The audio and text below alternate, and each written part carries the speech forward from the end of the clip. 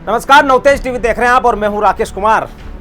बचपन से लेकर आज तक हिंद के इतिहास में अगर सबसे ज्यादा बात किसी वैज्ञानिक कैरेक्टर की होती है तो वो है चंद्रमा। बच्चों की कहानियों में चंदा मामा का किरदार हो या फिर आध्यात्मिक लिहाज से शिव के भाल पर सुशोभित होने वाले चंद्रदेव की बात हो, इन सभी बातों से चांद के साथ रिश्ता काफी मजबूत होता रहा है। लेकिन इन सबके परे जाकर एक ऐसा विज्ञान भी है जो चंद्रमा को अपने एक अलग ही नजरिए से देखता रहा है और उसी नजरिए ने साल 2023 में इतिहास रच दिया है। चंद्रमा को लेकर की जाने वाली किताबी बातें अब किताबी नहीं रहेंगी, ये सारी जानकारियां अब चांद की जमीन से की जाएंगी और हिंद के वैज्ञानिकों ने ये कमाल कर दिखाया है। भारत का चंद्रयान 3 मिशन सफलतापूर्वक चंद्रमा के दक्षिणी ध्रुव पर लैंड कर चुका है।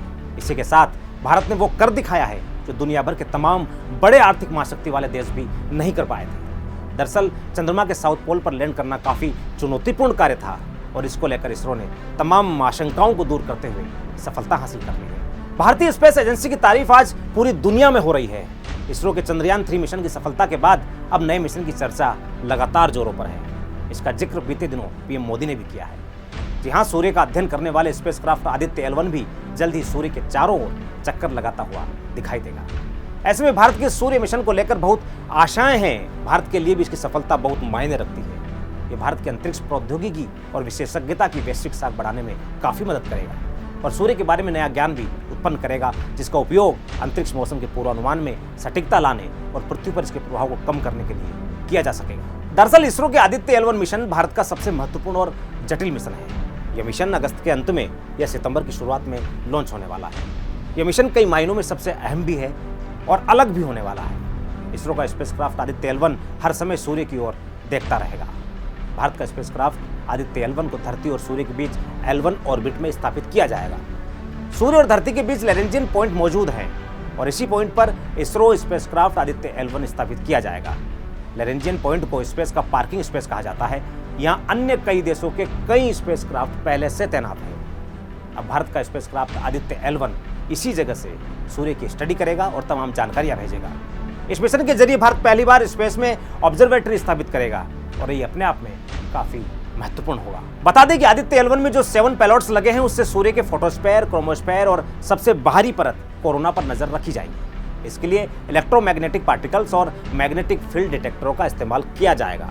इनमें से 4 पेलोड्स सीधे सूरज पर नजर रखेंगे और बाकी 3 आसपास के क्षेत्र में मौजूद पार्टिकल और अन्य चीजों के बारे में महत्वपूर्ण जानकारियां जुटाकर इसरो को देंगे।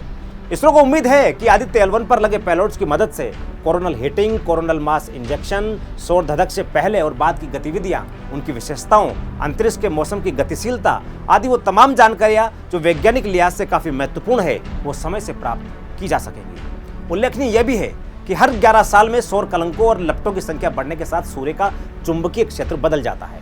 जब सूर्य पर तूफानी मौसम आता है तो उससे उत्सर्जित होने वाली पराबैंगनी विकिरण बहुत तीव्र हो जाती है। उन्होंने नेपच्यून के बादलों के आवरण और सौर चक्र में मौसमी बदलाव के बीच एक दिलचस्प पैटर्न पाया गया है। पिछली बार पृथ्वी पर सौर चक्र का अनुभव 2019 में किया गया था। साल 1755 के बाद यह 24वां सोलर साइकिल था। वैसे तो कम और मध्यम तीव्रता वाले सौर तूफानों का आना सामान्य माना जाता है। अनुमान है कि औसतन हर 5 दिन में ऐसा एक सौर तूफान आता है। कभी कभी बहुत सारी सौर गतिविधियां जब एक साथ घटित होती है तो पृथ्वी को चिंता में डाल देती है।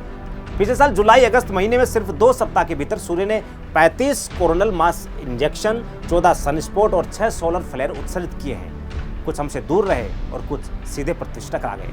ये CME सूर्य की सतह पर होने वाले एक बड़े विस्फोटों में से एक था। अमूमन ऐसे बड़े विस्फोटों की वजह से 1 अरब टन पदार्थ कई लाख मील प्रति घंटे की रफ्तार से अंतरिक्ष में चारों तरफ फैल सकता है।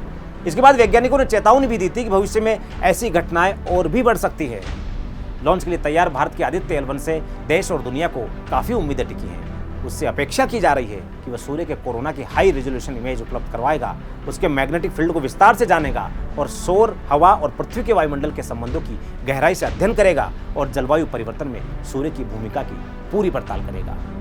यदि उन तमाम अपेक्षाओं पर खरा उतरता है तो वैज्ञानिकों को कोरोना के बढ़ते तापमान, उसके चुंबकीय क्षेत्र के निर्माण और उसमें होने वाले परिवर्तनों के कारणों को जानने में काफी मदद मिलेगी। साथ ही वे पृथ्वी पर सौर गतिविधियों के प्रभाव को बेहतर ढंग से समझ सकेंगे और अंतरिक्ष मौसम का और ज्यादा सटीक पूर्वानुमान लगा पाएंगे। हम उम्मीद करते हैं कि हिंद का दायरा अब चांद के बाद सूर्य तक भी कायम होकर रहेगा। अभी तक के लिए इतना ही। फिर मुलाकात होगी जल्द किसी बड़ी खबर के साथ। नमस्कार। देश और दुनिया की हर बड़ी खबर के लिए सब्सक्राइब करें नवतेज टीवी और पल पल के अपडेट्स के लिए बेल आइकन को दबाना ना भूलें, क्योंकि आपकी खबरों का भरोसेमंद साथी है नवतेज टीवी।